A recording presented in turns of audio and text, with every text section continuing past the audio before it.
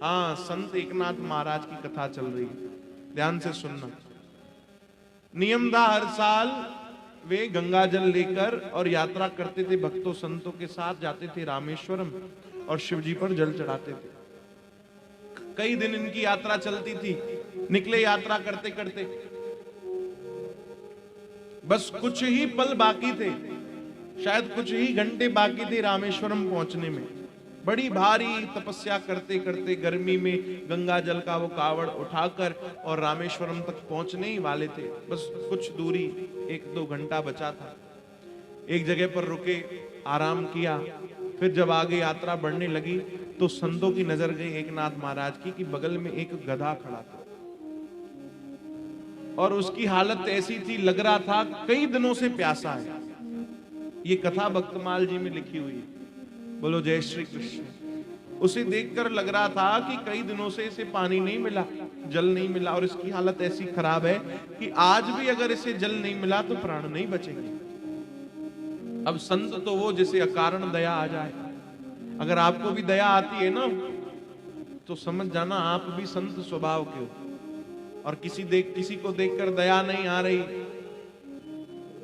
अगर आप भी उदार नहीं हो तो फिर वो भी समझ जाना कि हमारी गिनती कभी भी संत भक्तों में तो फिलहाल नहीं है। बोलो जय श्री कृष्ण। अकारण जो कृपा करे वो संत है, कारण देखकर कोई कृपा करे तो वो संसारी आदमी भी हो सकता है ना, पर अकारण जो कृपा करे वो संत। उठे संत एकनाथ महाराज और जल पड़ा था जो गंगा जल, वो उठाया कावड़। लोगों ने पूछा, भक्तों ने पूछा, बाबा कहां जा रहे हो, ये क्या कर रहे हो?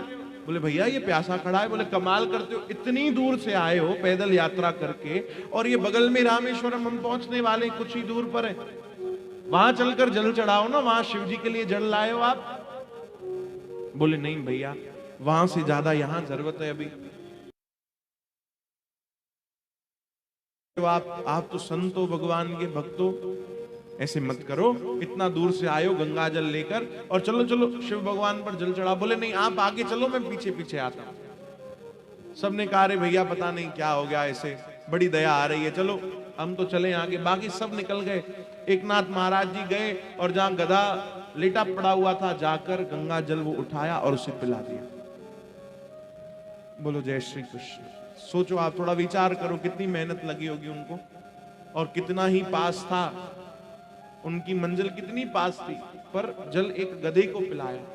सब उनको भला बुरा कह रहे थे, कैसा बाबा जी अपने आप को संत कह रहा है बड़ा, हाँ बड़ी दयालुता दिखा रहा है, भगवान के लिए जल लाया, गधे को पिला दिया, ऐसा वैसा फलाना फलाना कह रहे थे। वो सब चले गए भगवान रामेश्वरम का दर्शन करने, शिव भगवान पर जल चढ़ाने। जब उन्होंने गधे को पानी पिलाया एकनाथ महाराज, तो देखा तो बगल में शिव भगवान ही खड़े थे।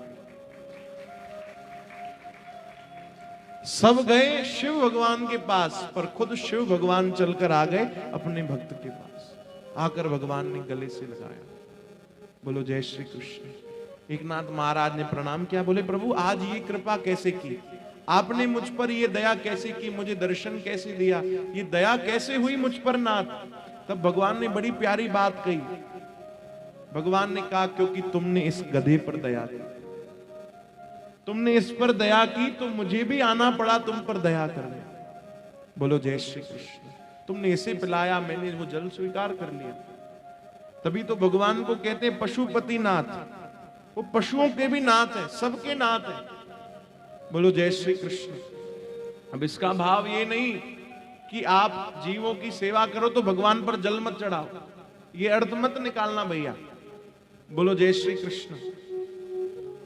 ये संसार की जितनी भी सुंदर सुंदर वस्तुएं बनी हुई है ना, ये भगवान को अर्पण करने के लिए ही बनी हुई है। पर उससे पहले अगर आपको कुछ अर्पण करना है ना, तो अपना मन अर्पण कर देना।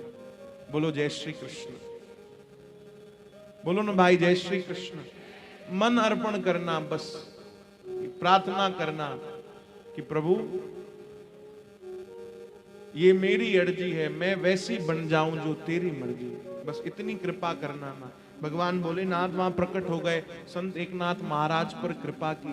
बोले भैया अब आपको कहीं जाने की जरूरत नहीं, आपके लिए तो पशुपति नाथ यहीं आ गए, यहीं उन्होंने आपकी सेवा स्वीकार कर ली। ऐसे भगवान और ऐसे भगवान के प्यारे भक्त उनके चरणों में बस निरंतर यही प्रार्थना हो, प्रभु आप कृपा करो, हमें भक्ति मिले भाई।